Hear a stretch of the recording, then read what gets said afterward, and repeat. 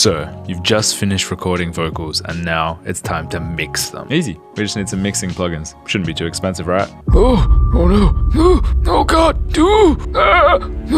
I need to pledge my first child to the devil to afford these. Now for real, we can do this all with just stock DAW plugins. I'm gonna use some that I've bought, but don't stress if you can't afford any. So the first thing we need to do is comp them all together, so choose different parts from different takes.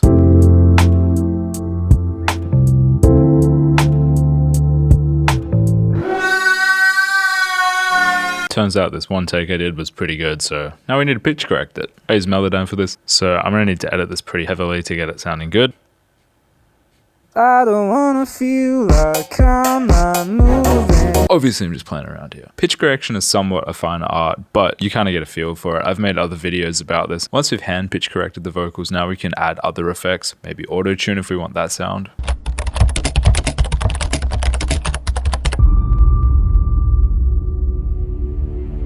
I don't wanna feel like I'm not moving. So we've tuned the vocals, they sound good. Now what's next? I like the 76 and I like these settings. I'm gonna go for about 5 dB of gain reduction. I don't wanna feel like I'm not moving. Try to be a part of all your movements. I like using the 76 first because it's quite fast, and then I use something like a 2A after, which is a slower compressor. And for this, I'm gonna go for about 3 dB of gain reduction. I don't wanna feel like I'm not moving. Try to be a part of all your movements. In this case, I am adding quite a lot of volume, and I know someone's gonna comment. You can't do that. No volume. Make sure with the compressor. Trick your ears. If you trick your ears with the compressor, then you don't know what the compressor's doing. I don't care. It's music, baby. You can do whatever you like. The issue is now that we've compressed, things like S's get a bit out of hand, so we need to DS them. And we can do this two ways. We can use a plugin or we can manually DS. Manual DSing is a bit tedious, but it's quite effective. This is not a particularly loud S, but what we could do is just... All your movements. I don't This can also work for things like Fs. feel like I'm Bit weird sometimes. And also breaths. baby. Baby, can you If you want to use the sensible person approach and use a DSer, there's a billion different good DSers. I like Nectar by Isotope. About 4.5K. You can either put this at the beginning of the chain or the end of the chain. It's one of those things that also doesn't really matter in my opinion. Slightly different effect, but result is similar. If you crank it too hard, it'll sound like a lisp. Somewhere between 4 to 8 dB in gain reduction is probably good. movements? I don't want movements. Sometimes the S will have a kind of sibilant frequency, in which case you might want to just like pencil that out by finding it. Movements. I don't want movements. I don't. Great. What I'm going to do is add a dynamic band and just set the threshold. Movements. Movements. I don't. I'm going to put that before the compressors as well. So what have we done so far today? We've comped the vocals. We've pitch corrected the vocals. We've used auto-tune. We've de-essed. We've compressed.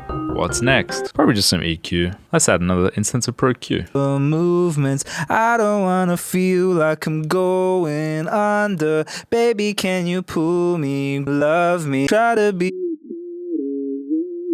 movements. I don't wanna feel like I'm going under. Just cleaning up the bottom a little bit and brightening it sounds pretty good. Generally, the less you do, the better. But also, if you need to do lots, that's fine. Try to be a part of all your movements. Adding a little bit of saturation to your vocal can add a lovely little bit of grit, like this. I like the gentle saturation using satin and just kind of using a little bit of drive. Try to be a part of all your movements. It's quite subtle. It just adds a bit of this like sparkle to the vocal, which we like. Let's listen to the difference. Feel like I'm not moving. Try to be a. Feel like I'm not moving. Try to be a. Nice. We could probably push it harder with EQ. Let's brighten it some more. Feel like I'm not moving.